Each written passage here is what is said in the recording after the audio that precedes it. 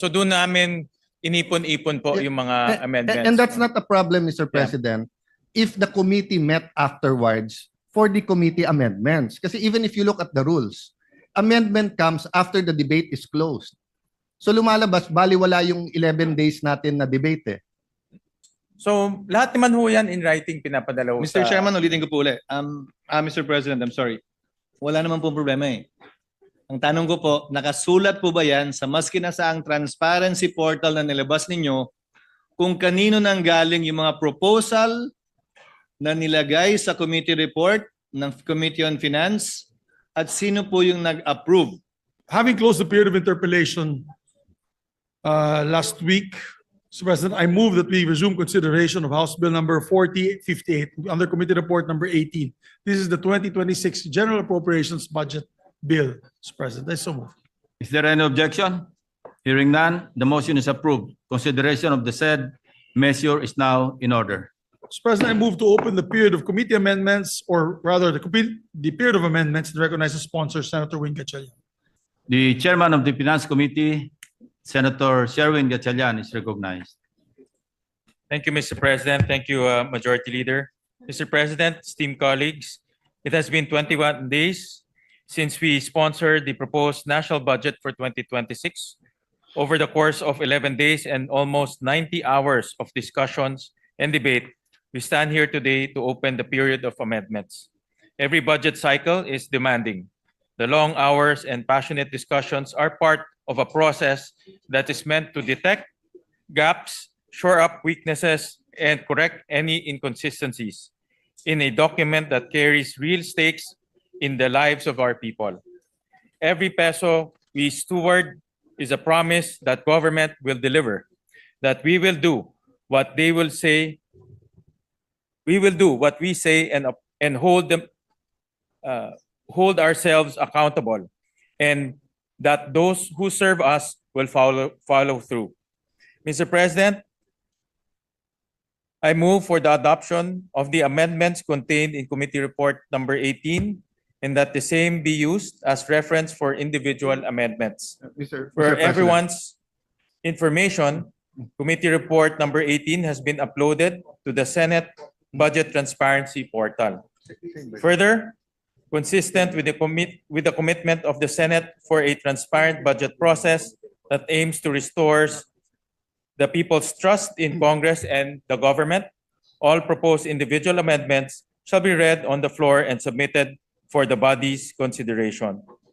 With the consent of the body, the Senate officers will introduce their individual amendments, after which other members will present their proposed individual amendments specifying the agency, the program, activity, project, or PAP, and the amount. I so move, Mr. President. Mr. President, before that, parliamentary inquiry, Mr. President. Senator Alan Peter Cayetano, the minority leader, is recognized. Thank you, Mr. President. Mr. President, may I just ask our dear chairman, ang ating masipag na chairman, some clarification. So yung committee report that you submitted after the committee briefings,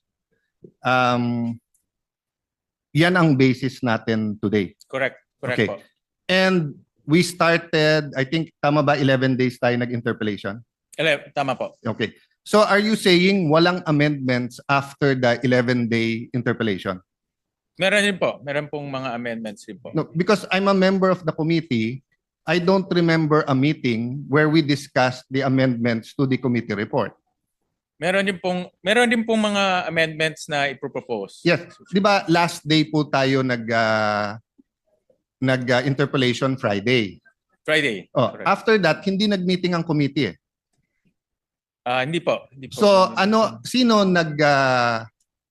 nag-decide sa amendments? Ang today po ang ipropose ay mga individual amendments. So yung committee amendments was naka-subsume na po doon sa committee report, Mr. No, President. so again, just That we passed. no, so that I've been clarified. The committee submitted a committee report Correct. that you sponsored. Yes. Okay. Mr. President. From that time to today, Mm. may amendments ba ang committee? Wala. Wala na po kasi ang committee amendments nasa committee report na po. No, no. So lahat ngayon is Yes. individual amendments. You're talking about the committee report that you filed and you sponsored. Yes. Okay. So what I'm saying is that useless pala yung 11 days natin. Kasi kaya nga tayo nag-interpolate nun and kaya natin sinasabi sa mga vice chairman na to consider kasi nga ipapasok sa committee amendments yon. Actually, So are we saying that exactly etong binigay nyo na summary plus the soft copy? I understand the soft copy kasi kung titignan mo yung mga libro, ang kakapal nun. And of course, I congratulate you for that innovation and I heard you got a lot of students, you, di ba, nag-AI and hinimay nyo yung budget. But I'm saying is that kaya tayo nag-interpellation para nga yung committee ma-present sa buong 24 and based sa interpellation, pagtingin ng committee tama, magko-committee amendments. Yes. Pero if you're saying no committee amendments, does that mean that none of our interpellation hit the spot? actually, ang committee amendments po came in the form of the committee report. No, Yun po Mr. yung Chairman. aming sinamit. No, the committee report was your amendments to the GAB. Yes, tama ho. Yes. So what we're talking about here today, the committee amendments, is the amendments to the committee report. Yung amendments po to the committee report will come in the form of individual amendments. Yes. So I'm Yes. clarifying. So there is no committee Wala po. amendments. Wala po. Yes, Kasi yung committee report po is the committee amendments. So if there's no committee amendments, that means that none of our interpellation hit the spot. Because if many of the vice chairman, even the chairman, when we were making the recommendations, halimbawa sa akin, dun sa anti-stunting, was saying, yes, we'll look into it and everything. So kung walang committee amendments ngayon, that means we went through the process, the 11 days, but we weren't really talking about. And there was no committee meeting to discuss nga na walang committee actually amendments. po, ang process, the committee report is the committee amendments. Kasi inamend ho ng committee yung General Appropriations Bill. So any succeeding amendments will come in the form of individual amendments. Let me correct that, Mr. President, and you correct me if I'm wrong, no? In local bills regarding taxes and appropriation bills, we have to wait for the House of Representatives. So based on their bill, you have a committee hearings, in this case briefing para hindi tayo mahuli, you submit a committee report. But when you submit the committee report, may period of interpellation. Yeah. After the period of interpellation, period of amendments. So dun sa period of amendments, meron pong committee amendments kung nakita yung committee yung point ng individual members. So unlike an ordinary bill, we have the Senate version. So hindi nyo ina-amend yung sa House kasi Senate version kaagad eh. So yes, you're correct that this summary here amended the House version, the GAB. But it did not amend your committee report. Because, Mr. President, we agreed several individual meetings, you had caucus sa groups natin, that iibay natin yung proseso and we will make it very transparent. So if what we're saying, Mr. Chairman, I'm saying this with all due respect and I appreciate the work you're doing.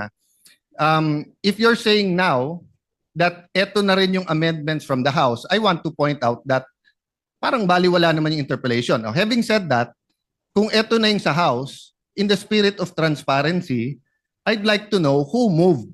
So for example, no, sa Department of Education, it's good na dagdagan ng 78 billion. Sinong nag-propose nito? But for example, sa state universities, 9 lang. Punong-puno. At saka yung iba per unit napakababa. So hindi maka-keep up yung state universities.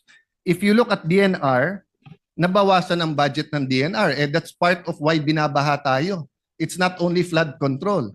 It's also because of violations to not only rules and regulations of DNR, but because of going against nature. If you look at DPWH from 880, naging 624 sa House, binawasan pa natin ng 55, when all the economists are telling us that yung fastest at best sa ating ekonomiya ay infrastructure. If you look at DSWD, I admire you na kahit ito'y departamento ng kapatid mo, 31B ang nawala. But I think isa sa pinakakailangan natin ngayon yung DSWD. So I can go on and on, Mr. President, but if we're going to say full transparency at eto na yung committee work, wouldn't it be fair that malaman natin? Kasi like ako, ni isa dito, wala akong amendment. Ni isa dito. But I'm a member of all the committees and subcommittee. But no one ever, I was invited to all the briefings, but I was never invited to make the amendments here. So I was thinking, may committee amendments ngayon, and then we can discuss it and vote on it, di ba? Actually, ang nangyari pong process ay because this is a revenue measure, so it emanated from the lower house. At nagkaroon ho tayo ng mga budget briefings, and then nagpadala ho tayo ng notice to everyone in writing that a technical working group will be formed. And may mga senators na nagpadala ng mga amendments nila. Yung mga staff rin ng mga senators were also there para mag-share nung kanilang mga inputs kung gusto nilang mag-amend. And then at the same time, the vice chairman also submitted their committee reports, yung subcommittee reports. So all of those kinonsolidate ho natin during the technical working group. So that became the committee amendments through a committee report. Since this is a revenue measure, all amendments by the committee will come in the form of the committee report. So the succeeding, ito pong ginawa natin naman sa plenary, kung meron pang mga iba pang amendments, it will come in the form of individual amendments. Let me clarify, Mr. President. It's an appropriation bill. Yes. And so, Sorry, it's an yes. appropriation bill. So Sorry. the same, kasi chairman ka rin ng Oh, Ways no, and Ways and Means. Means, So oh. the same process, Tama, Mr. tama. Chairman. Okay. Nasa But the thing is, appropriations bill. you're talking about the amendment from the GAB, not the amendment from the committee report. And if so be it. Kung yun po ang pleasure ng majority at yun ang proseso. But 'di ba, sabi nga po, you cannot be half a gangster. You're either a gangster or not, 'di ba? You cannot be half a person who believes in values, 'di ba? You believe in it or not. So either we believe in transparency or not. So if we're going to ask members now to propose their individual, maliliit yun eh. So hindi ba dapat malaman natin kung sino ang nag-propose ng mga to at ang proseso ng pag-a-approve nito, 'di ba? So kung meron dito may advocacy na itaas yung intelligence fund ng ganitong agency, o kung justified yun, okay. Kung meron dito ang gusto itaas ang per day na pagkain ng preso, maganda din naman yon, di ba? So dapat alam natin kung sino yon. Kung meron dito, sinabi DepEd hindi dapat state U ang mas mataas ang increase. Kasi for example, I agree education, pero 78B to DepEd and 9B sa state universities, medyo malayo. So I'd like to know who proposed this. So kung sinasabi natin yung vice chairpersons ang nag-approve, nag-submit sa inyo, but who proposed it? Kasi we will be showing people here that si Alan may amendment ng 500 million, 1 billion, 5 billion, baka tanggapin nyo, baka hindi. Pero totally inamend natin dito, billion. I'll give you another one example that's important to me. Many of us here believes dapat walang unprogrammed funds. Dapat wala. Kasi before 2022, wala naman unprogrammed eh. 'Di ba? So, pero ang committee report nakalagay dito, binawasan lang ng 68 billion ang unprogrammed, 174 billion ang natira sa unprogrammed. So that's what I'm saying. If we had a meeting after Friday or a caucus, we could have voted whether or not tingin natin may unprogrammed funds o hindi. But if it's your pleasure, we do that sa individual, that means you will allow us to do the individual and then to give a pretext. So for example, Mr. Chairman, I can move later on to take out the unprogrammed funds as an individual amendment. Is that correct, Mr. Chairman? Well, ang process po natin dahil ngayon po ay submission ng mga amendments. So the committee will welcome yung mga individual amendments sa mga members natin. Last point, Mr. President, because I don't want to belabor. What I'm saying is that it's an extraordinary budget with extraordinary problems. So dapat extraordinary din yung solution.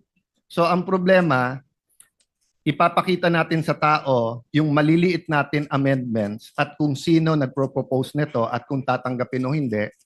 Pero yung kalalaking amendments, hindi nating i-reveal sa tao kung sino ang nag-propose. Actually ho, yung technical working group, doon ho natin pinag-usapan itong mga amendments. Inipon-ipon ho namin yung mga amendments, inipon-ipon ho namin mga recommendations. Marami ho tayong mga senador na nagpadala po ng kanilang mga recommendations. So doon namin inipon-ipon po yung mga amendments. And that's not a problem, Mr. President, if the committee met afterwards for the committee amendments. Kasi even if you look at the rules, amendment comes after the debate is closed. So lumalabas, baliwala yung 11 days natin na debate eh. Hindi naman. Kasi yung mga napag-usapan natin, like for example, maraming mga napag-usapan at gusto pang i-amend yung committee report, it will come in the form of individual amendments, Yes, which we will... But when it comes in the form of individual amendments, first of all, tatagal. So for example, if I have 100 amendments, and let's say 5 of them are important to me, I mean, life or death to me, I will ask for nominal voting. Pero kung nag-meet ang committee or may sistema ang committee na kung saan pinasok sa committee report, committee amendments, then we don't have to go through 100. That's why in the previous systems, Mr. Chairman, I'm trying to be brief, but trying to explain it well. So I apologize to our Senate President and Senate President Pro Temp and Senator Win, no? Kasi nga this is new eh. So before, ang sistema natin simple lang. So same system hanggang sa committee report, di ba? And then may interpellation tayo. Then sa interpellation, you talk to the vice chair. Then the vice chair talk to the chair, and then magsasubmit tayo, pwedeng in writing, pwedeng ano. And then before mag-individual, papasok na natin kung ano sabihin yung committee. Pero hindi issue nun masyado yung transparency. Of course, to be fair kay Senator Lacson, ever since consistent siya. Nung meron pang pork barrel, tatanggalin niya yung isang para sa 24. Kapag may amendments na infra and he thinks it's pork barrel, he'll ask a question. So that's given. And some of us have similar advocacies sa mga binabantayan, di ba? Maglalagay ka dito, hindi dapat. Okay. But in general, yung proseso natin allowed our participation at every point in time and then through the leaders. But ngayon, hindi. Kasi ngayon, I'm not saying it's a bad budget, but ngayon, we're basically passing exactly the same committee report before the debates, despite many good points sa debate. And then, walang committee amendments. So, papasok na. So, you will have to excuse us if many of us have dozens of individual. Kasi nung araw, because may give and take na doon sa vice chairman at sa chairman, yung mga institutional changes na pag-uusapan yan, whether caucus, meeting, or dito. Ngayon, hindi. Actually ho, dahil nagpadala ho kami ng official letter for a technical working group, the intention was really to lahat ng mga amendments doon na mapag-usapan. Para pagdating ho ng committee report, nandun na yung mga proposals ng ating mga senators. And this was not limited to the vice chairman. Lahat in-invite Yes, po natin. Mr. Chairman, but that was before the committee report and before the 11-day debates. Di ba? So after the 11-day debate, imposible naman na walang magandang punto. Yes, marami po. Maraming magandang punto pero hindi nagre-reflect sa budget. Dito na ho papasok pag present ng mga senators natin. Yes, usually pag dalawa kasi yung magandang punto eh. Yung parang barkada lang, kasama tayo, di pare maganda yan. Pero sorry, hindi namin tatanggapin. Di ba? Okay. Pero yung magandang punto na we all agree. Di ba? We all agree.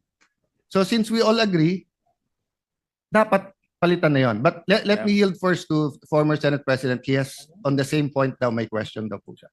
With your permission, Mr. President. Before I recognize Senator Escudero, the distinguished minority there may have a valid issue, no? Except that the proposition that the 11-day period of interpellations will not serve its purpose is wrong, because the basis for our individual amendments precisely are our interpellations. Thank you. Mr. President, Senator Escudero is Mr. recognized. President, before that, that was why I asked a rhetorical question.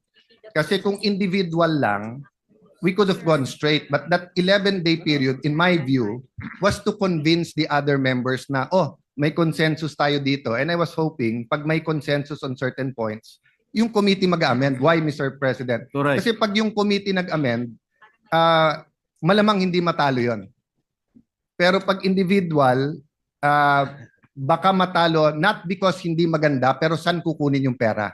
But I think we agree, Mr. President. I'm just saying I think we're that, on the same page, except yes, that to say na pointless yung 11-day Yes. period of interpellations. I that's will not not an agree to that. assertion. That's a rhetorical question na Yeah, kung walang thank you. committee, does that mean? Thank Yeah. you for that Anyway, clarification. Senator Escudero is recognized. Thank you, Mr. President. With the indulgence of Senator Cayetano, our minority floor leader.